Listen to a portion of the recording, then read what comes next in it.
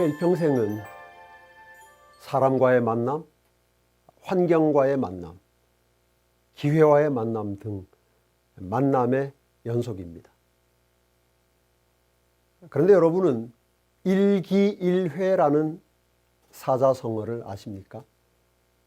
평생에 단 한 번 만남 또는 생애에 단 한 번뿐인 일을 의미하는 낱말입니다.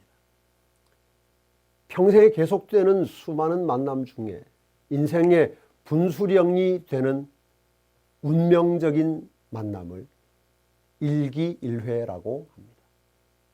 예를 들어서 우리 역사에서 수양대군과 한명회의 만남, 중국 역사에서 유비와 제갈공명의 만남, 헬렌 켈러와 설리반 선생의 만남, 그런 만남을 일기일회라고 할 수 있습니다. 그 만남으로 인해 삶의 방향이 완전히 달라졌기 때문입니다. 성경에는 셀 수 없이 많은 일기일회가 기록되어 있습니다. 오늘은 그 중에 마가복음 2장에 기록된 일기일회를 통하여 하나님이 주시는 교훈을 함께 묵상하려고 합니다. 먼저 예수님과의 일기일회를 경험한 마가복음 2장에 기록된 이 중풍병자의 삶에 일어난 결정적인 변화 몇 가지를 살펴보겠습니다. 우선 예수님을 만남으로 이 중풍병자는 인생의 가장 근본적인 문제, 즉 죄의 문제를 해결했습니다. 마가복음 2장 5절 말씀을 읽겠습니다. 예수께서 저희의 믿음을 보시고 중풍병자에게 이르시되 소자야 내 죄사함을 받았느니라 하시니, 예수님을 만나면 세상 누구라도 해결해 줄 수 없는, 세상 어디에서도 해결할 수 없는 인생의 가장 심각하고 근본적인 문제, 즉 죄의 문제가 해결됩니다. 두 번째로 예수님을 만남으로 중풍병자는 인생의 무거운 짐을 내려놓게 되었습니다. 다시 11절 12절 말씀을 보겠습니다. 내가 네게 이르노니 일어나 내 상을 가지고 집으로 가라 하시니 그가 일어나 곧 상을 가지고 모든 사람 앞에서 나가거늘 그의 질병은 그가 오랫동안 지고 있던 인생의 가장 무거운 짐이었죠. 그러나 예수님을 만났을 때 중풍병자는 무거운 짐을 내려놓고 자유를 얻었습니다. 예수님을 만나면 우리 인생에 결코 내려놓을 수 없던 무거운 짐을 내려놓을 수 있게 되는 것입니다. 마지막으로 예수님을 만남으로 이 중풍병자는 존귀한 사람이 되었습니다. 12절 말씀입니다.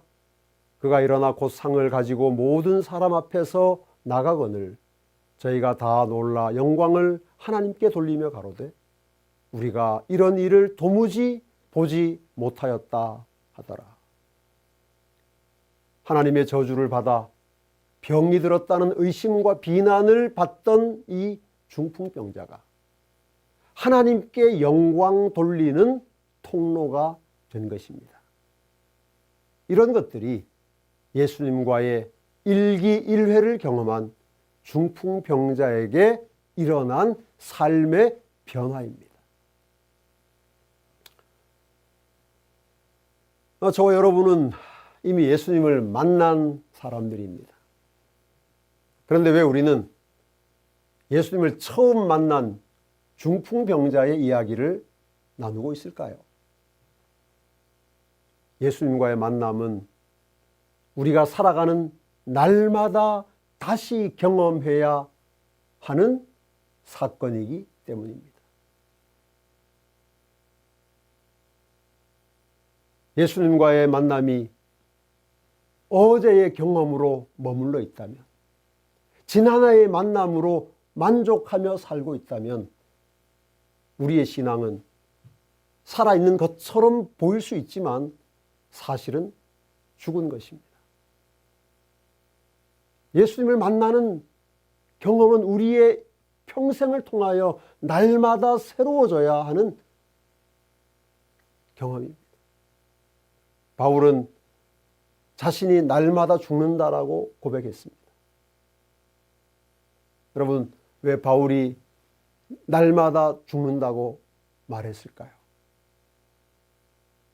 날마다 다시 태어나서 날마다 예수님을 새롭게 만나고 싶어서였습니다. 우리가 살아가는 매일매일이 예수님과의 일기일회, 그것을 경험하는 날이 되어야 합니다. 이것이 바른 신앙, 바른 믿음이기 때문입니다.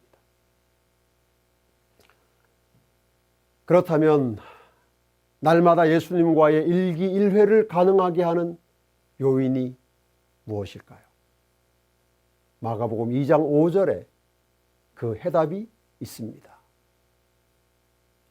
예수께서 저희의 믿음을 보시고, 예수님과의 일기일회를 가능하게 하는 것은 믿음입니다. 예수님은 중풍병자와 그의 친구들의 믿음을 보시고 죄 용서를 선언하셨습니다. 그들의 믿음을 보시고 그가 지고 있던 무거운 짐을 내려놓게 하셨으며, 그들의 믿음을 보시고 중풍병자를 존귀한 사람이 되게 하셨습니다. 그렇다면 예수님이 보신 믿음, 그래서 예수님과의 일기일회를 가능하게 한 중풍병자와 그 친구들의 믿음은 과연 어떤 것이었을까요? 그 믿음은 첫 번째로 예수님이 계신 곳으로 가는 믿음입니다. 마가복음 2장 1절 그리고 3절 말씀을 읽겠습니다.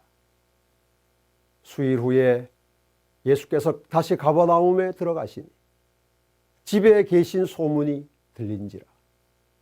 사람들이 한 중풍병자를 네 사람에게 메워 가지고 예수께로 올세. 여러분, 믿음은 가만히 앉아서 모든 문제가 해결되기를, 가만히 있으면서 하나님께서 모든 문제를 해결해 주시기를 기다리는 것이 아닙니다.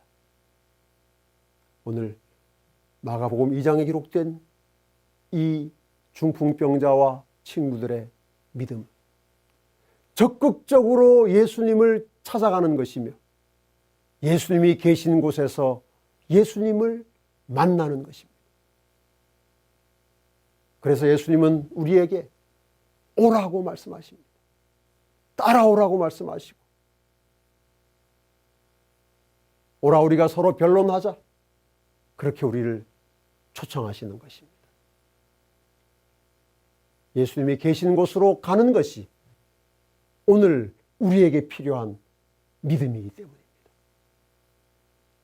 그래서 제가 아는 한 영감적인 저술가는 마가복음 2장에 기록된 이 사건에 대하여 다음과 같이 기록하였습니다. 주님께서 중풍병에 걸린 사람을 깨끗이 낫게 하신 것처럼 오늘날도 병고침을 받기 위하여 당신께 나오는 자들에게 치유의 능력을 행사하실 것이다. 우리들은 더욱 큰 믿음을 가질 필요가 있다.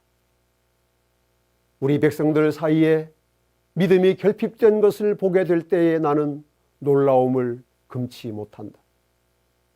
우리들은 그리스도께서 계신 곳을 똑바로 찾아가 우리들의 육체적인 질병과 정신적인 질병을 주님께서 고쳐 주실 것을 믿을 필요가 있다.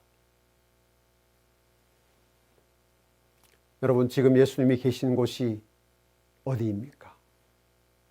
여러분은 어디에 가서 예수님을 만나시겠습니까? 히브리서 6장 19절 20절에 우리를 위한 대답이 있습니다. 우리가 이 소망이 있는 것은 영혼의 닷 같아서 튼튼하고 견고하여 휘장 안에 들어가나니 그리로 앞서가신 예수께서 멜기세덱의 반차를 좇아 영원히 대제사장이 되어 우리를 위하여 들어가셨느니라. 지금 예수님은 하늘에 있는 성소의 휘장 안, 즉 지성소에 계시면서 우리를 위한 대제사장의 직무를 수행하고 계십니다. 그러므로 우리가 일기일회를 경험하기 위하여 가야 할 곳은 바로 하늘 성소의 지성소입니다. 그곳에 가야 우리의 죄의 문제를 해결할 수 있고, 그곳에 가야 우리의 무거운 짐을 내려놓을 수 있으며, 그곳에 가야 우리가 존귀한 하나님의 백성이 될 수 있습니다. 예수님이 계신 곳, 예수님이 우리를 기다리시는 곳, 예수님이 우리에게 오라고 하신 곳, 하늘 성소에 가셔서 날마다 일기일회를 경험하는 진리횃불 가족 되시기를 축복합니다. 두 번째로 예수님과의 일기일회를 가능하게 하는 믿음은 고난을 감수하는 믿음입니다. 다시 3절 말씀을 보겠습니다. 사람들이 한 중풍병자를 네 사람에게 메워 가지고 예수께로 올세. 중풍병자나 그의 친구들이 예수님께로 가는 길은 힘들고 고생스러운 길이었습니다.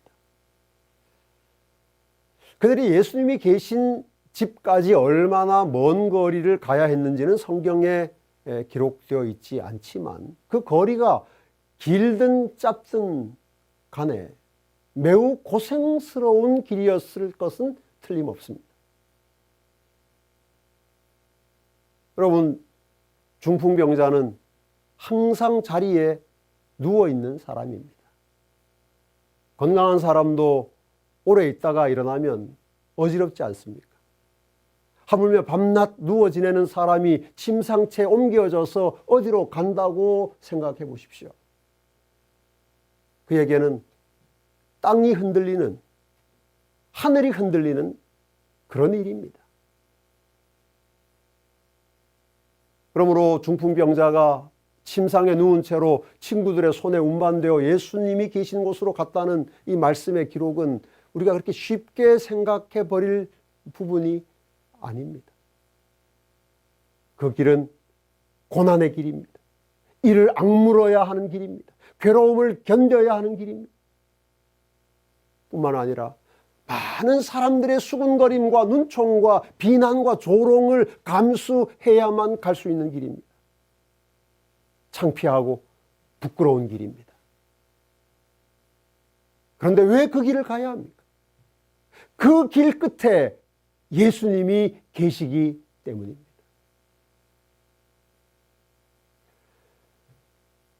이번에는 중풍병자를 예수님께 데리고 가는 그 친구들을 생각해 봅시다. 네 사람이 한 사람을 침상에 누워서 가는 길이지만 얼마나 힘들고 고생스러울지는 우리가 충분히 짐작할 수 있습니다. 정말 친구를 사랑하지 않으면, 정말 친구를 불쌍히 여기지 않으면 할 수 없는 일이고 갈 수 없는 길입니다. 누워가는 중풍병자에게도 들고 가는 친구들에게도 그 길은 고난의 길입니다. 수치의 길입니다. 사랑하는 여러분, 오늘 우리도 고난을 감수하지 않고서는 예수님이 계신 곳에 이를 수 없다는 사실을 기억합시다. 주님께로 가는 길은 언제나 좁은 길이며 좁은 문입니다. 고난의 길이며 수치의 길입니다.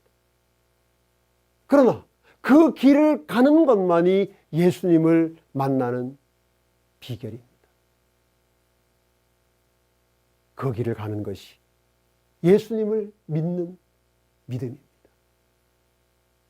하나님께서 저와 여러분에게 주님을 만나기 위해 어떤 고난도 감수하고 주님이 계신 곳을 향하여 나아가는 믿음을 주시기를 축복합니다.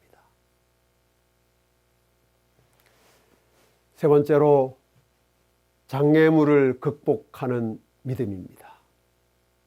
4절 말씀을 봅니다. 무리를 인하여 예수께 데려갈 수 없으므로 그 계신 곳에 지붕을 뜯어 구멍을 내고 중풍병자의 누운 상을 달아 내리니. 여러분, 친구들이 중풍병자를 옮겨서 예수님이 계신 집에 도착했지만 그들은 예수님 계신 곳으로 들어갈 수 없었습니다.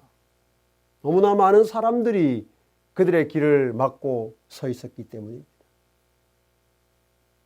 그들은 중풍병자의 딱한 사정도, 땀을 뻘뻘 흘리는 친구들의 수고도 돌아보지 않았습니다. 그 사람의 벽을 뚫고 예수님께로 가는 것은 불가능한 일이었습니다. 그러나 그들은 사람들의 무정함을 불평하거나 원망하지 않았습니다. 낙심하여 집으로 돌아가기로 선택하지도 않았습니다. 온갖 노력과 수고를 다한 끝에 그들은 지붕으로 올라갔습니다. 누워있는 환자가 얼마나 괴로웠겠으며 들어 올리는 친구들은 얼마나 힘들었겠습니까? 그러나 그들은 포기하지 않고 그렇게 지붕으로 올라갔습니다. 그리고 지붕을 뜯었습니다. 여러분, 침상을 달아내릴 정도로 지붕을 뜯었으니 얼마나 큰 구멍을 냈겠습니까? 집주인을 비롯해서 얼마나 많은 사람들이 화를 내고 소리를 치고 그들을 협박했겠습니까? 그러나 그들은 지붕을 뜯었습니다. 그리고 그들의 소중한 친구 중풍병자를 예수님이 계신 바로 그곳에 달아 내렸습니다. 예수님은 그들의 무모함과 무례함을 꾸짖지 않으셨습니다. 다만 예수님은 그들의 믿음을 보셨습니다. 장애물을 극복하는 믿음. 어떤 난관이 가로막아도 포기하지 않고 예수께로 나오는 믿음을 귀하게 보셨습니다. 그 믿음의 결과로 중풍병자는 죄 용서를 받았고 평생 지고 있던 무거운 짐을 내려놓게 되었으며 존귀한 하나님의 자녀가 되어 집으로 돌아갈 수 있었습니다. 그 믿음의 결과로 중풍병자의 네 친구들은 세상에서 가장 아름다운 우정을 나눈 그리스도인이 되었으며 예수께서 행하시는 구원의 역사를 눈으로 보고 손으로 만지게 되었습니다. 그 믿음, 온갖 장애물을 극복하는 믿음이 바로 예수님과의 일기일회를 가능하게 한 비결이었습니다. 우리가 주님 앞에 나올 때 반드시 사탄은 장애물로 우리를 방해하고 가로막습니다. 우리가 더욱 헌신하는 믿음의 삶을 살기로 결심하면 사단은 더 강력한 장애물로 우리의 전진을 방해합니다. 물질로, 건강으로, 자녀 문제로, 다른 사람과의 관계로, 바쁜 일로, 나태와 게으름으로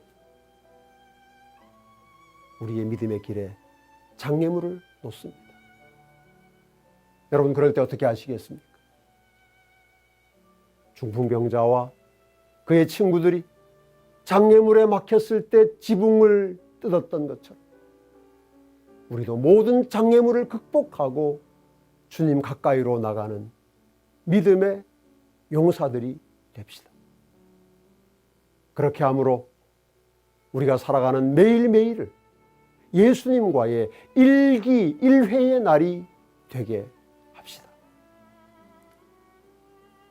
그 믿음으로 날마다 신실한 그리스도인의 삶을 살다가 재림하시는 주님을 영광 중에서 만나는 진리횃불 가족 되시기를 주님의 이름으로 축복합니다. 진리횃불 웹사이트에는 이 시대를 위한 하나님의 말씀이 준비되어 있습니다. 다음과 같은 성경 연구 자료를 통해서 하나님을 더 깊이 만나게 되길 간절히 바랍니다.